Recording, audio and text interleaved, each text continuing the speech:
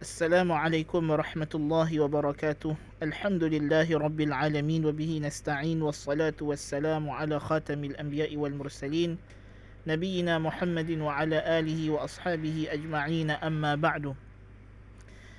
Kita menyambung pengajian kita dalam tafsir surah An-Nur, dan insya-Allah pada hari ini kita akan membahaskan tafsiran bagi ayat ke-60 dan 61, iaitu firman Allah Jalla fi'ulah. أعوذ بالله من الشيطان الرجيم والقواعد من النساء اللاتي لا يرجون نكاحا فليس عليهن جناح أن يضعن ثيابهن غير متبرجات بزينة وأن يستعففن خير لهن والله سميع عليم ليس على الأعمى حرج ولا على الأعرج حرج ولا على المريض حرج ولا على أنفسكم أن تأكلوا من بيوتكم أو بيوت آبائكم أو بيوت أمهاتكم أو بيوت إخوانكم أو بيوت أخواتكم أو بيوت أعمامكم أو بيوت عماتكم أو بيوت بيوت أخوانكم أو بيوت خالاتكم أو ما ملكتم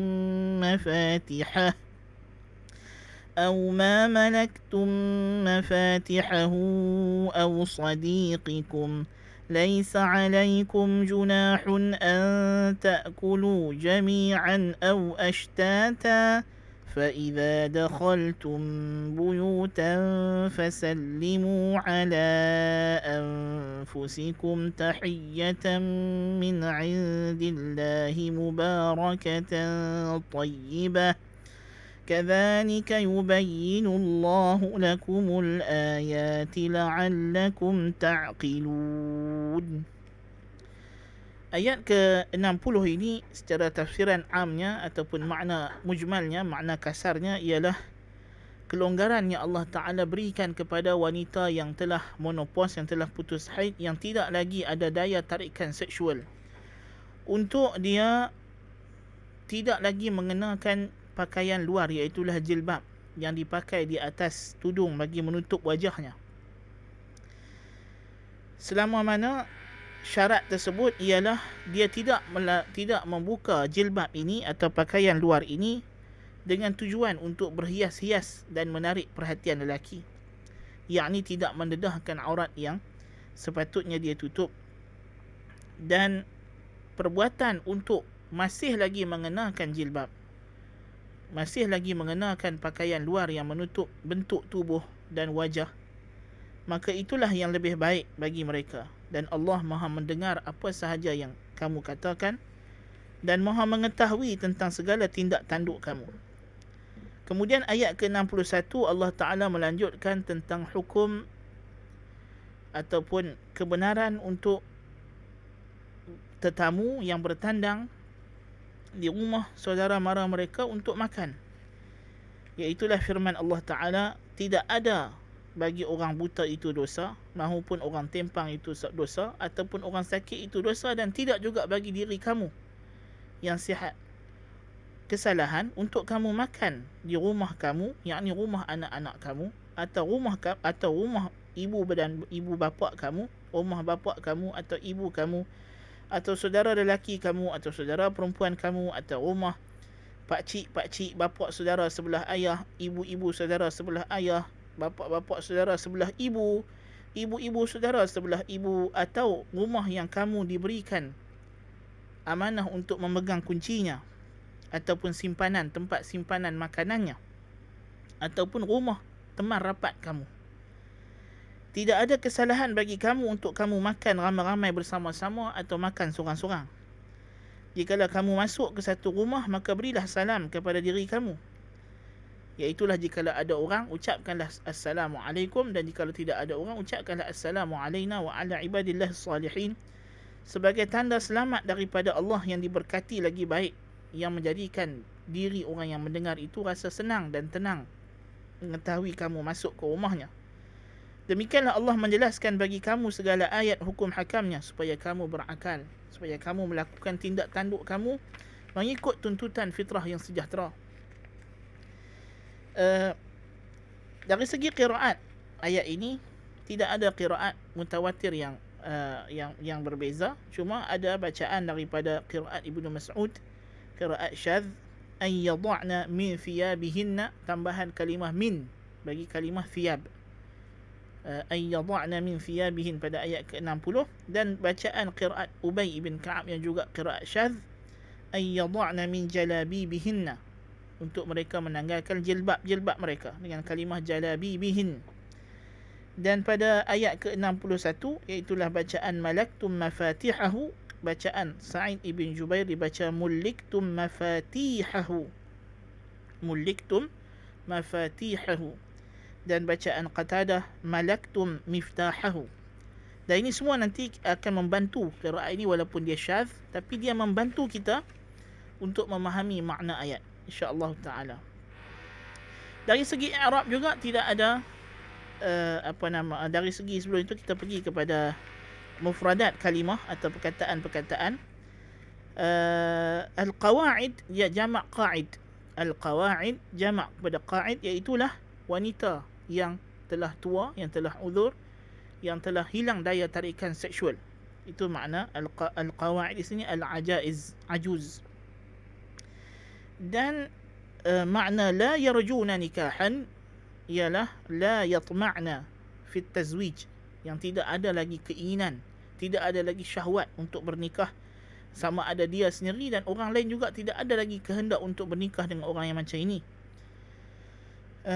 Kalimah junahun maknanya ismun, junahun maknanya ismun, dosa. Ay yad'na thiyabahun, ay thiyabahun di sini ialah pakaian luar seperti rida yang menutup tubuh badan setelah dia pakai tudung, pakai baju yang menutup auratnya. Kemudian orang perempuan disyariatkan kepada mereka untuk memakai satu lapisan kain luar yang menutup bentuk tubuhnya, termasuklah menutup wajahnya. So tidaklah salah bagi wanita yang telah tua ini untuk mereka tidak memakai lagi penutup atau cadar ataupun jilbab yang di luar ini, dengan syarat ghaira mutabarrijatin, ghaira mutabarrijatin, ghaira muzhiratin. Mutabarrijat, muzhiratin, menzahirkan, menampakkan. Mutabarrijat, muzhirat, yakni menampakkan, menzahirkan. Az-zinah yakni al-aurah al-khafiyah, aurat yang tersembunyi. Wa an yasta'fifna khairul lahun. An yasta'fifna ay an yakhtar al-iffah, dan untuk dia memilih untuk terus menutup bentuk tubuhnya, itu lebih baik. Dan kalimah al-haraj, laisa 'ala al-a'ma harajun wala 'ala 'al-a'raj harajun, ini haraj maknanya ismun, dosa. Dan a'ma ialah orang buta, dan a'raj ialah orang timpang, dan marid ialah orang sakit.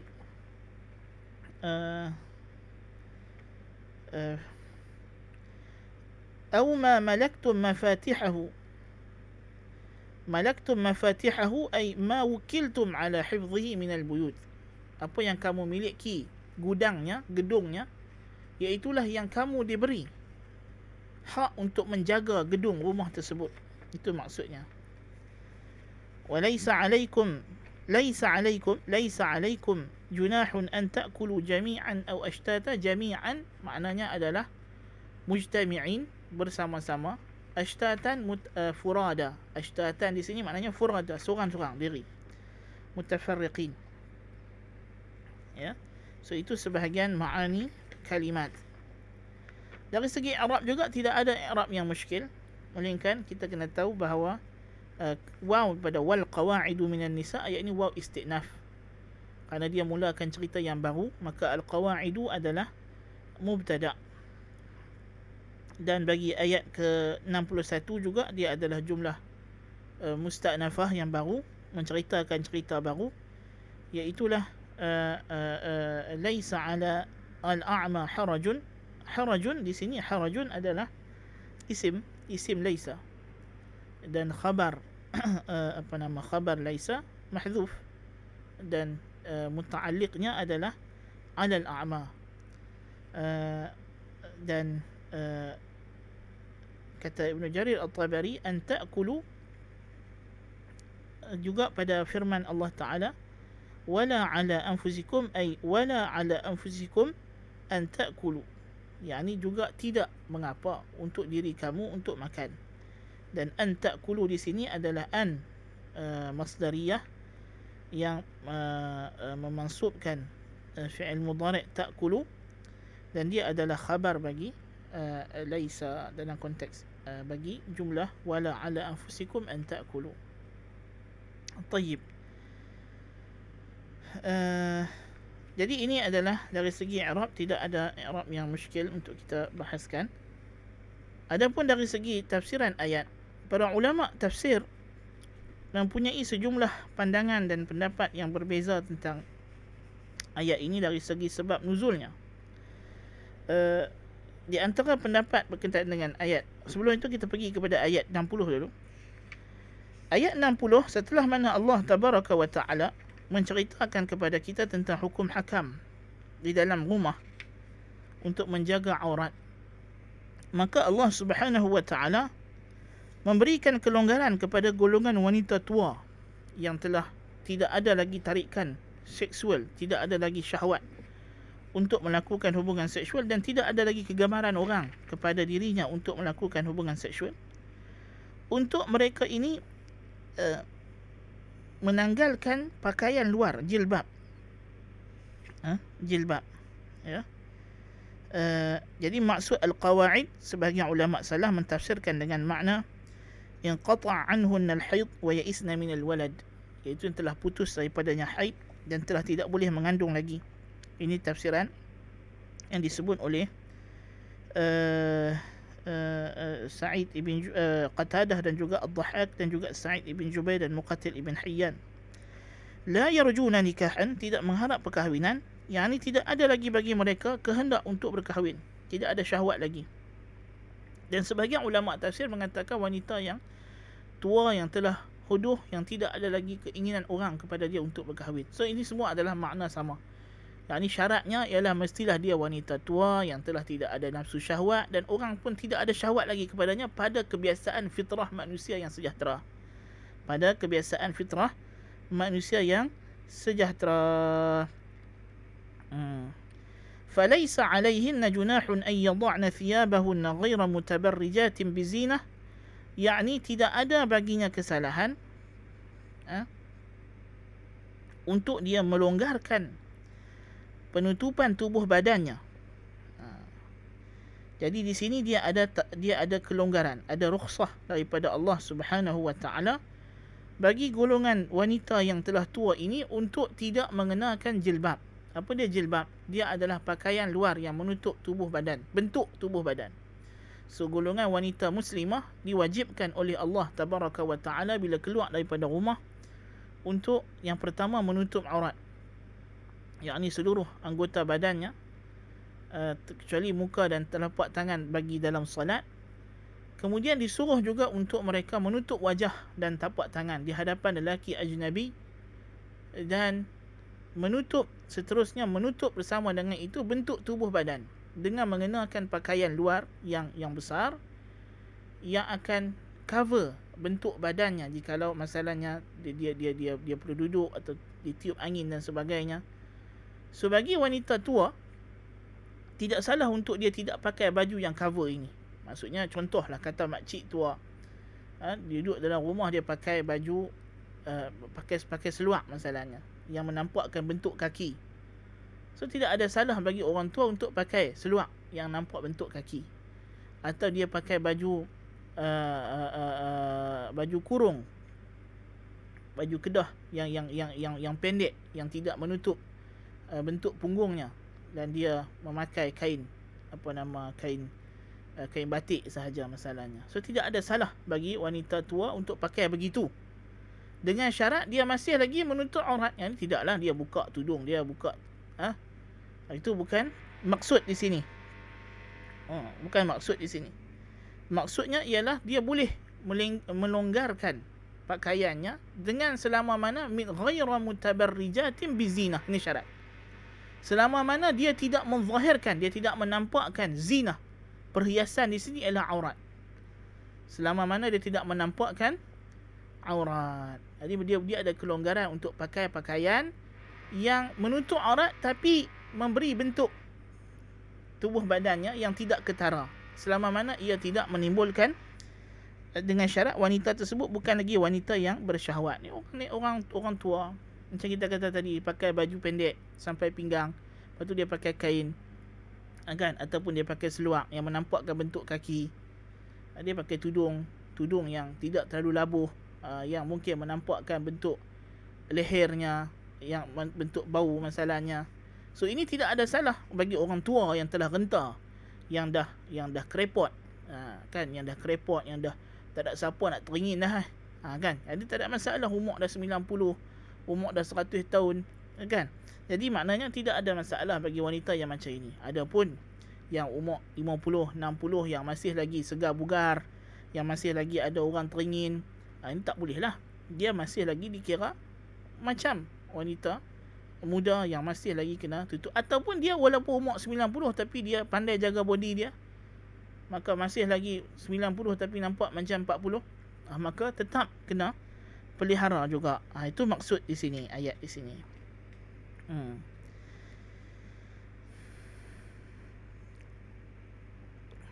Jadi inilah datang tafsiran daripada ulama salaf.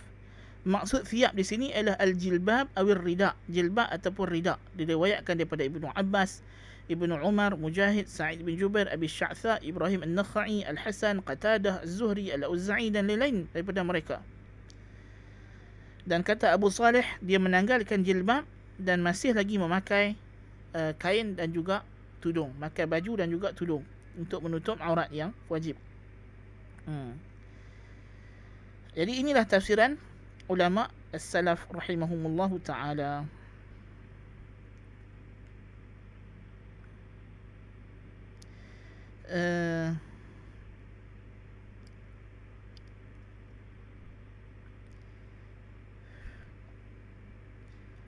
Jadi ini yang kita kata makna ayat. Walaupun ada juga tafsiran sebagian ulama mengatakan wanita tua itu boleh dalam rumahnya untuk dia mendedahkan sebahagian aurat yang terbiasa nampak dalam rumah seperti rambut atau tangan atau hujung kaki.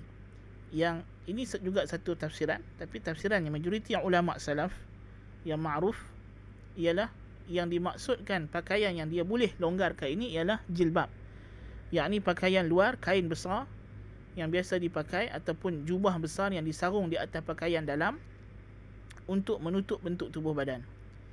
So ini adalah maksudnya. Dia ataupun dalam konteks masyarakat kita ni dia pakai jubah maxi, kemudian tudung labuh. So maknanya orang tua dia tak perlu pakai macam itu, kan? Dia tak perlu pakai tudung labuh, dia tak perlu yang menutup bentuk tangannya, bentuk baunya. Dia boleh pakai tudung yang agak singkat masalahnya, untuk sekadar tutup kepala, rambut dan lehernya sahaja. Dia tak perlu nak tutup kawasan dadanya yang bentuknya, ataupun dia boleh pakai baju kedah yang singkat dekat pinggang masalahnya, dan pakai kain di bawah, ataupun dia boleh pakai seluar tanpa menutup seluar itu dengan baju yang labuh, kerana diberi kelonggaran kepadanya untuk menampakkan bentuk ini sekadar mana dia tidak menzahirkan aurat tersebut. So ini untuk orang tua. Adapun untuk orang muda, ya wajib dia tutup bentuk tubuh badannya ini di hadapan lelaki ajnabi. Namun begitu Allah tabaraka wa ta'ala menyebutkan wa an yasta'fifna khairul lahun. Jikalau dia memilih untuk terus mengenakan jilbab, maka inilah yang terbaik. Ini adalah kelonggaran, rukhsah, keringanan. Kerana orang tua dia ada hajat untuk bergerak, dia dah sakit, tak larat, perlu orang menguruskan dan sebagainya, maka ada kelonggaran ini. Tetapi kalau dia mampu untuk meneruskan cara pakaiannya seperti masa dia muda, menutup aurat dengan sempurna, maka itulah yang terbaik di sisi Allah Ta'ala dan dapat ganjaran yang lebih besar. Maka inilah maksud ayat ke-60. Ayat ke-60 ini maksudnya. Dan Allah Ta'ala menutup penghujung ayat ini dengan peringatan bahawasanya Allah itu Maha dengar apa yang kamu cakap dan mengetahui apa yang kamu buat. Jangan tipu, jangan bohong. Jangan cuba nak bohong Allah Ta'ala. Kamu tak boleh, kamu takkan mampu. Allah Maha mengetahui siapa yang sebenarnya tujuan dia melonggarkan pakaiannya tadi untuk mutabarrijatin bizinah, untuk menunjukkan kecantikan dan perhiasan diri, dan siapa yang tidak buat kerana tersebut. Adapun dengan dia menggunakan alasan saya dah 60 tahun tapi dia masih lagi dengan kulitnya masih lagi tegang, masih lagi pakai makeup dan sebagainya, masih ada orang berkenan dekat dia, kemudian dia pakai dengan cara yang macam itu, sedangkan dengan tujuannya untuk melayok lelaki lain, nas'alullah al-afiyah, ataupun boleh menyebabkan orang masih tertarik kepadanya, maka ini adalah dosa dan Allah mengetahui apa yang kamu cakap dan apa yang kamu buat. Kemudian pada ayat ke-61 Allah Ta'ala menceritakan pula tentang satu hukum yang lain. Menurut ulama tafsir, apabila turun ayat daripada surah An-Nisa ayat ke-29, ya ayyuhalladzina amanu la ta'kulu amwalakum bainakum bil batil illa an takuna tijaratan an taradin minkum. Itulah ayat ke-29 surah An-Nisa yang melarang kita makan harta manusia lain dengan batil kecuali dengan cara jual beli. Maka sebahagian orang Islam rasa tak selesa untuk makan di rumah orang kerana takut terambil cara yang batil. Dan orang orang buta, orang tempang, orang sakit, mereka takut nak makan dengan orang sihat kerana takut mereka tak dapat menyempurnakan hak dan terambil makanan yang bukan hak mereka. Demikian juga orang yang sihat, orang yang tidak cacat, tak selesa untuk makan dengan orang yang buta, orang yang tempang, kerana takut tidak dapat menyempurnakan hak golongan tersebut. Jadi orang buta mereka kata dia tak nampak makanan yang terbaik. Jadi takut lagi yang bila dia makan, mereka hanya dapat makanan yang tak apa nak sedap. Dan orang tempang tak boleh nak berebut dengan orang lain. Jadi ditakuti kita dah tak bagi dia haknya yang sepatutnya, jadi kita dah makan harta dia dengan batil. Tengok para sahabat takut. Jadi Allah Ta'ala turunkan ayat ini untuk menjelaskan bahawa maksud harta yang batil itu dengan kamu cara menipu, dengan kamu cara sekian-sekian. Ada pun yang telah menjadi uruf, kebiasaan untuk ia dimaafkan dengan makan yang macam ini, makan ramai-ramai dengan orang yang sakit dan sebagainya. Mungkin orang sakit dia makan sikit, orang lain makan lebih daripada dia sebab dia tak ada selera makan. Orang yang buta mungkin dia tak dapat bahagian yang terbaik sebab dia tak nampak. Orang yang tempang mungkin dia tak dapat nak rebut macam orang lain, lewat sikit dan sebagainya. So kita kata itu tidak mengapa, selama mana dia tidak menimbulkan rasa tidak redha, kan? Jadi maknanya yang kebiasaan harian biasa berlaku tidak mengapa, tidak termasuk dalam larangan jangan makan harta orang dengan batil. So ini di antara pendapat yang disebutkan oleh para ulama. Dan kemudian Allah Ta'ala melanjutkan dengan memberitahu tidak salah juga bagi orang yang sihat untuk makan di rumah saudara mara mereka. Iaitulah rumah yang pertama Tuhan sebut fi buyutikum. Buyutikum di sini ialah rumah anak kamu. Bukan kalau rumah sendiri tak ada hal lah. Maksudnya mak bapak pergi rumah anak mereka. Tuhan sebut buyutikum, rumah kamu, kerana rumah anak adalah rumah mak ayah. Anak adalah milik mak ayah dia. So maknanya tidak salah untuk kamu pergi ke rumah anak kamu, rumah bapak kamu, rumah mak kamu, rumah makcik, pakcik, mak saudara, mak penakan, pak penakan kamu, adik-beradik kamu, abang adik kamu, kakak kamu, untuk kamu makan. Dan juga rumah sahabat baik kamu, teman rapat kamu, dan rumah yang kamu diberi amanah untuk menjaganya, seperti tukang kebun, orang gaji. Misalnya orang kaya ada rumah rest house yang dia hanya main hujung bulan, orang gaji duduk dalam rumah tu, kan? Ataupun tukang kebun yang diamanahkan untuk datang rumah tersebut dan boleh masuk dalam rumah. Atau orang dah tinggal kunci rumah dekat kita, tolong jaga rumah saya, tolong tengok-tengoklah, ada kalau rasa keperluan nak masuk dalam rumah, masuklah. Dia dah bagi izin macam itu. So rumah yang macam ini tidak perlulah tunggu orang nak pelawar kita makan baru nak makan. Itu maksud dia. Itu maksud ayat ni. Iaitulah tak perlulah macam mana kamu pergi rumah orang lain, kamu tak berani nak selongkak dapur dia makan. Maknanya rumah yang macam ni boleh saja kamu sampai rumah mak kamu, Nampak ada apa atas makan, buka. Oh, mak masak apa pagi ni? Mak makan. Tak ada salah. Harus. Kan? Pergi rumah kak kita, masuk dapur. Oh, kak masak apa? Sedap, main makan sikit. Buka peti makan. So maknanya Tuhan kata rumah adik-beradik yang rapat macam ini tidaklah menjadi kesalahan pada uruf dan pada syarak iktiraf bahawa tidak menjadi kesalahan kerana dia benda yang diredai. Kamu pergi rumah sahabat baik kamu, kan, tengok ada kuih atas meja, dah dia panggil masuk, kan, biasanya tak ada masalah. Tapi kalau bukan rumah yang disebutkan ini, tak boleh kita makan sampai tuan rumah kata sila makan.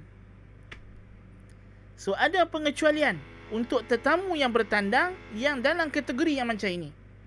So yang pertama, orang buta, orang sakit yang tak sihat, tidak ada salahnya untuk mereka ini datang makan di rumah kamu dan kamu makan dengan mereka. Kerana kalau mereka makan tak habis, orang sakit biasanya tak ada selera, ataupun orang buta dia tak nampak makanan, mungkin makanan itu tumpah dan sebagainya, atau dia tak dapat nak ambil bahagian yang banyak, kan, dia tak dapat nak menikmati kelazatan makanan seperti orang yang nampak. Orang yang tempang, mungkin dia agak slow sikit nak ambil makan dan sebagainya. So tak ada salah untuk kamu jemput mereka ini makan bersama kamu. Dan apa yang mereka kurang daripada orang yang biasa, itu tidaklah dianggap mengambil hak mereka secara batil. Itu maksud. Demikian juga bila kamu sendiri pergi ke rumah-rumah ini, rumah mak bapak kamu, rumah mak saudara kamu, pakcik kamu, teman rapat kamu, kamu masuk rumah mereka, kamu pergi dapur, kamu makan apa yang ada atas meja mereka, kamu makan sebelum disuruh makan dalam rumah ini, maka tidak ada salahnya. Itu bukanlah makan dengan cara yang batil. Itu bukanlah makan dengan cara yang batil. Bahkan itu telah menjadi uruf kebiasaan, dibenarkan, diizinkan untuk kita melakukannya. Demikian juga rumah yang kita duk jaga, yang kita sebagai orang gaji ulang alik mai duduk di rumah itu, takkanlah kita yang tak boleh nak makan duduk. Tak ada masalah. Tuhan kata boleh kamu makan apa yang ada dalam rumah itu, kecuali yang memang dah dia simpan, dia habaq hak ni untuk orang ini saja makan. Itu cerita lain lah. Tapi hak yang biasa terhidang dalam rumah tersebut, kamu boleh makan, tak ada masalah. Tak ada masalah. So itu maksud ayat ini. Dan ini yang ana bagi ni yang rajih pada tafsirannya. Kalau tidak, ulama salaf macam-macam khilaf pada makna ayat ini. Ada yang kata mansuh dan sebagainya. Tapi ini yang telah kita lihat, wallahu alam, inilah makna yang selari. Dan ada sebahagian tafsir mengatakan makna laisa 'alal a'ma harajun wala 'alal a'raji harajun wala 'alal maridi haraj. Ayat ni berkaitan dengan jihad. Kita kata tak, ayat ni tak sesuai. Sebab dia akan terputus. Sebab kalau kita kata tidak ada kesalahan bagi orang buta, orang tempang, orang sakit untuk tidak pergi berjihad, dan tidak juga menjadi kesalahan untuk kamu makan, tak kena gaya. Kan? Tak kena gaya. Jadi Ibn Jarir At-Tabari menolak tafsiran yang mengatakan ayat ini ada dua cerita yang berbeza. Tidak, dia cerita yang sama. Cerita dia pasal makan semuanya. Itulah sebab dikatakan ada sahabat yang tak selesa untuk makan dengan golongan yang kurang upaya ini kerana takut menzalimi hak mereka. Dan orang yang kurang upaya ini juga takut nak makan dengan orang yang sihat kerana takut menzalimi hak orang yang sihat. Jadi Tuhan kata tidak ada masalah sesama kamu makan kerana telah menjadi kebiasaan. Di sinilah di antara dalil bahawa al-'adatu muhakkimah. Adat, kebiasaan yang ma'ruf, yang tidak bercanggah dengan syarak, menjadi hukum. Boleh menjadi ikatan bagi hukum tertentu. Jadi inilah makna. Kalau kita tengok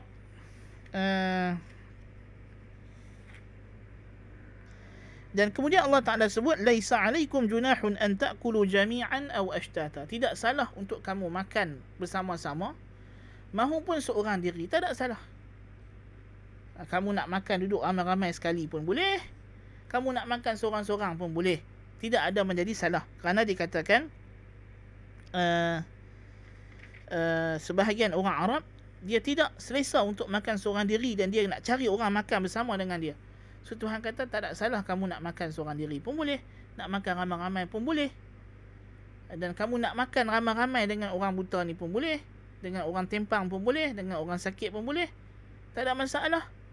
Kamu nak bagi dia makan asing pun boleh, pun tak ada masalah. Kalau kamu rasa nak bagi hak dia, kamu bubuh siap-siap makanan sedap untuk orang buta ni.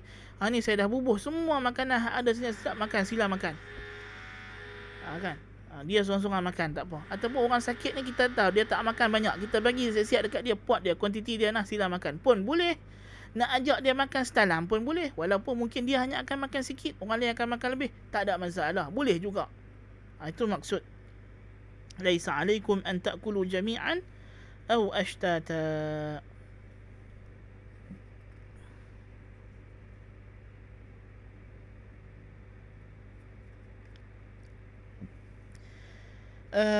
Dan ini juga tafsiran yang kita nampak sesuai dengan siyaqul ayah. Demikian juga di antara disebutkan sebab turun ayat ini ialah sebahagian tetamu golongan Ansar, bila datang tetamu mereka tidak mau makan sehingga tetamu mereka makan bersama-sama, maka diberikan rukhsah oleh Allah Subhanahu wa taala untuk sama ada mereka makan dulu, tetamu makan dulu dan sebagainya.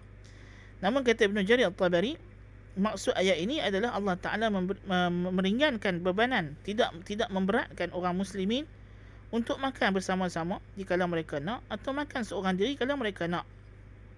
Dan boleh jadi sebabnya semua sama lah. Maksudnya sebab, mungkin sebab ada sebagian orang Arab dah menjadi adat dia tak suka makan seorang-seorang.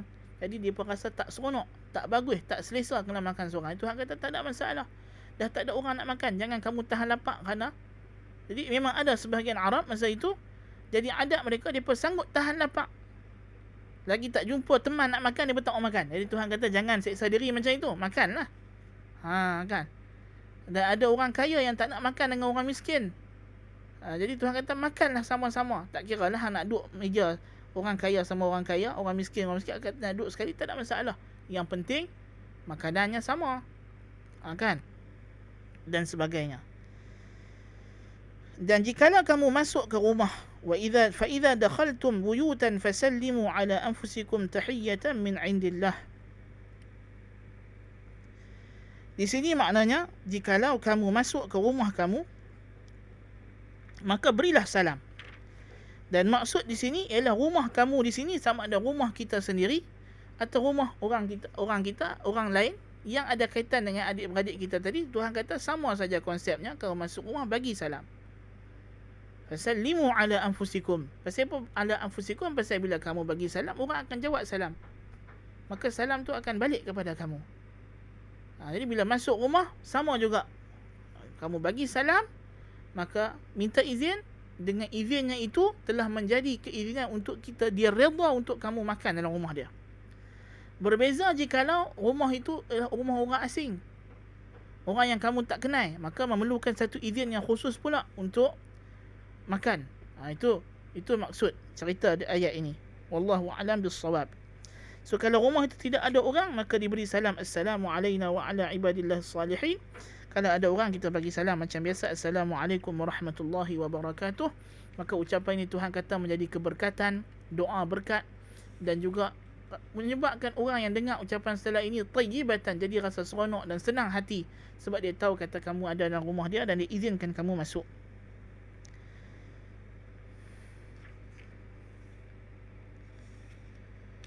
Demikianlah Allah Ta'ala menjelaskan. Jadi maknanya buyutikum di sini, kata para ulama tafsir juga, ialah menunjuk kepada rumah orang Islam.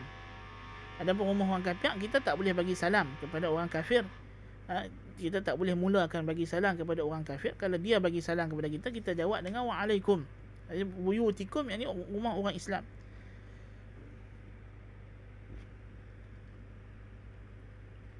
Kemudian Tuhan tutup ayat ini dengan katanya, kadzalika yubayyinullahu lakumul ayat. Demikianlah Allah menjelaskan kamu hukum hakamnya, ayat-ayat syar'inya,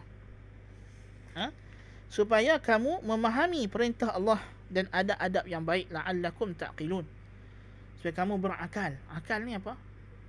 Mencegah kita daripada perkara-perkara yang tak elok. Mencegah kita daripada perkara-perkara yang tak elok, itu makna akal. So akal ialah satu sifat yang menghalang daripada orang yang ada akal tadi melakukan perkara-perkara yang jelek, yang buruk dari segi kewarasan, dari segi adab tata susila. So hukum ini Tuhan bagi supaya kita jadi orang yang beradab, orang yang tahu adab, menjaga adab dan menjaga keharmonian masyarakat dan keharmonian kekeluargaan. Allahu akbar kabira. Inilah keindahan hukum Islam. Baik. So inilah tafsiran secara ringkas bagi ayat 60 dan 61, dan insya-Allah kita akan melanjutkan perbincangan kita pada kelas yang terakhir, mudah-mudahan ayat ke-62 sehinggalah ayat ke-64, iaitu penutup surah An-Nur biiznillah taala. Mudah-mudahan apa yang disampaikan ini ada manfaatnya. Qultu lakum ma sami'tum, subhanakallahumma bihamdika asyhadu an la ilaha illa anta astaghfiruka wa atubu ilaik. Wassallallahu nabiyina Muhammad. Assalamualaikum warahmatullahi wabarakatuh.